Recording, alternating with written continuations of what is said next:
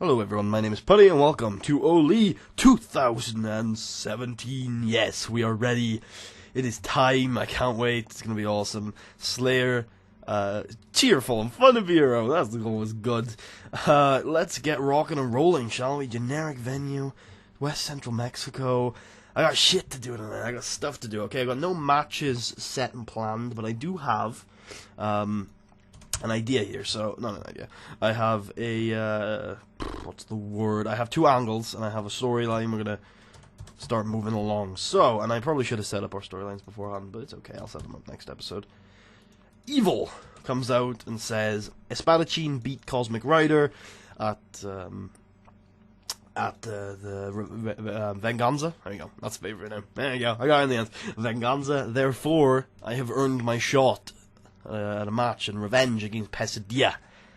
So, I want it. I don't care when, I don't care how. I want a match against Pesadilla. A, not disgusting, a vicious lucha libre match. That's what I want. Alright, so now we'll have, here we go, Marcos, Nicholas, Finalizando, and Traya Vida. Yeah, you've got to talk. I'll give you a microphone. Pretty sure you're an awful talker, though.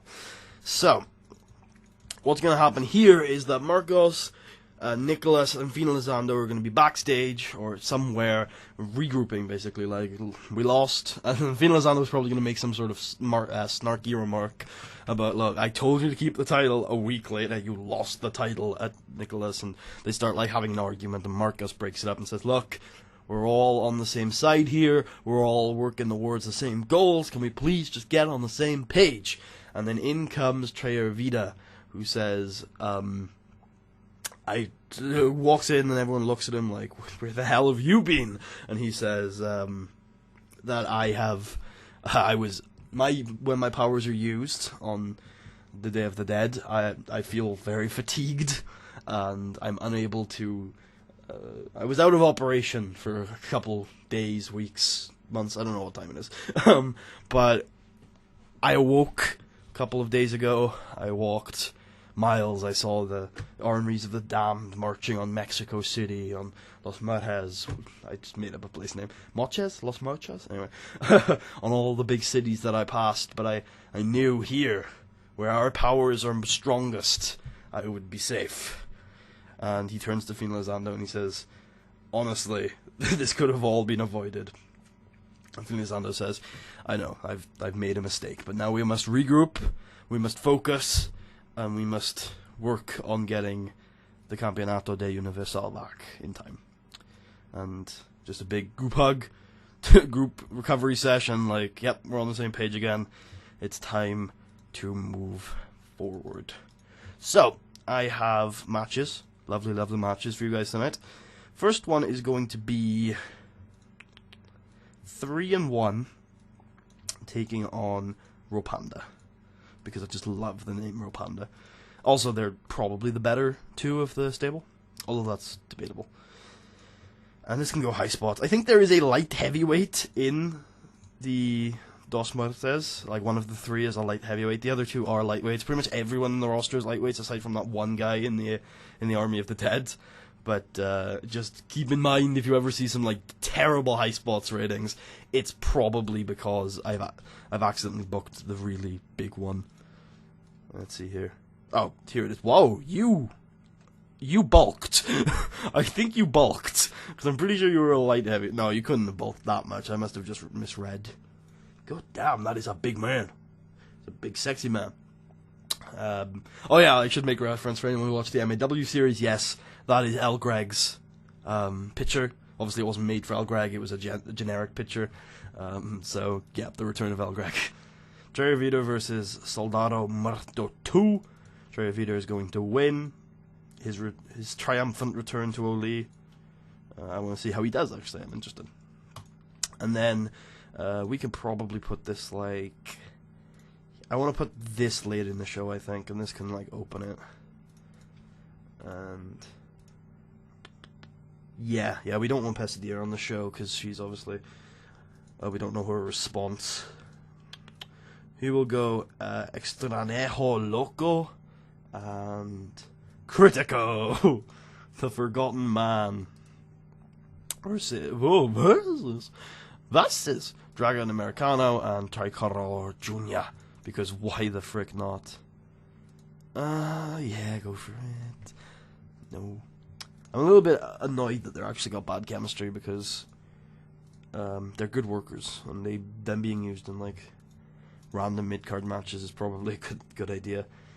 Actually, I do want the heels to go over here because I just value them more. Loco's had one of the best matches in the entire series, and Critico is just generally pretty good. Alright, main event is going to be a massive 8-man tag, we'll say. And it's going to be Evil, Espadachín, Amo del Gato, and it's got to be La Hija, I think, just logically. No, it can be Mr. Lucha, of course it can. Forgot about him. Marcos, Nicholas, Fino Lazando, and Luis Montero Jr. Oh yeah. I think I want to keep Nicholas protected. Nah, he's one of the better workers on the roster. I think he needs to be working matches like this. Unfortunately. Hopefully we won't have to use him that often. The bad guys are going to go over, because fuck you, that's why. No, because obviously we're trying to emphasize that this is a pretty dire situation. We're not going to call it, because La Hija is... Oh no, La Hija isn't in the match. Probably can't call it then. These are some of the better workers on the roster. Big things expected for this one, actually. I'm actually hoping this does well, because it is a lot of good workers. So I can cut 2 off of this, which brings us to 1 minute needed to cut, so I'm going to cut 5 off of this tag match. I only need to cut 1 minute, so I'm going to cut 5. It's because I want to do something else. And that is a pre-match entrance, which is one of my favorite things. I mean, I liked it in TEW2016 as well, but especially after my AAA game, my AAA C-verse game, the Women's Fed, I've noticed that they're actually really good to lead into matches and stuff, especially in crowd management is turned on, like it currently is for me. Sorry about that. My voice is just not good lately. Maybe I shouldn't be a YouTuber. It's just like breaking all the time. Who knows? ADB, again, the regroup. I already talked about this. Facedown got a poor reaction. Well, I'm sorry, crowd. I apologize. I know this is going to go awfully, but didn't go down particularly well. Meh, I don't really give a shit.